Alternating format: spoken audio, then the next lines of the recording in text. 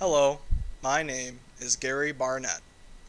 Today, I will be telling you about the STS-71 space mission that happened in July 1995. Have you ever wondered about space? Have you ever had the thought of free floating and escaping the boundaries that hold you on this earth? Well, I sure have. Well, let me tell you about a space mission in 1995, July 1995, that became one of the most famous missions for its time.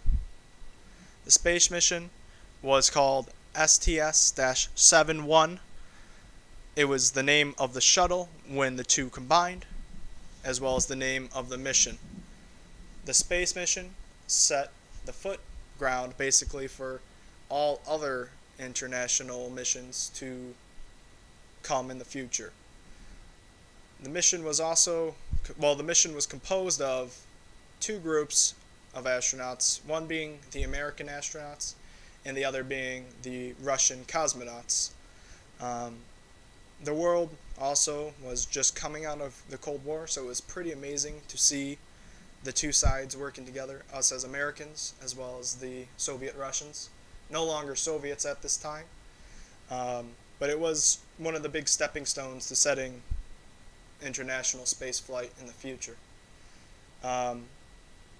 Basically, there were two spacecraft there was on this mission. One named Atlantis, operated by the Americans, and the other named Mir. This one was operated by the Russian cosmonauts. The mission was combined of the two spacecraft to form into one, almost like a transformer. During the time period, this was a big thing because it was going to be the largest spacecraft to orbit the Earth in history at this point.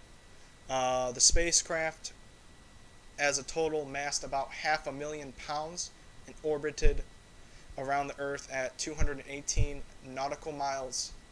Now, nautical miles is how you measure the distance between the surface of the water and the depth.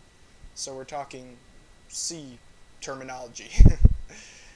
There were many tests done while they were in orbit, mostly included biological tests between the crew members just to see how long as well as how well they held up during orbit for the time that they were there.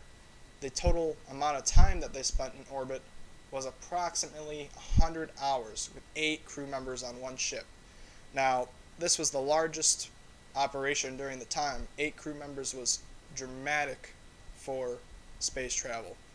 On the return, it was also the largest event in history during the time because 8 people came back safely. During orbit, the 2 shuttles detached as well as a third one just to capture pictures and photos of the Atlantis and Mir shuttle detaching. The shuttles did make it into the atmosphere safely and landed in the sea. Overall, during the time, this was a great leap of faith between the two nations and will forever hold their peace for the good of space travel. It was the largest operation during 1995 and paved the way for more international space missions down the road. Today, space missions are generally considered normal when there's multiple nations involved because NASA is more international now. But during the time, NASA was not international. It was mostly only American based. So it's great that most of the world's superpowers are working together to make space travel more feasible. Thank you.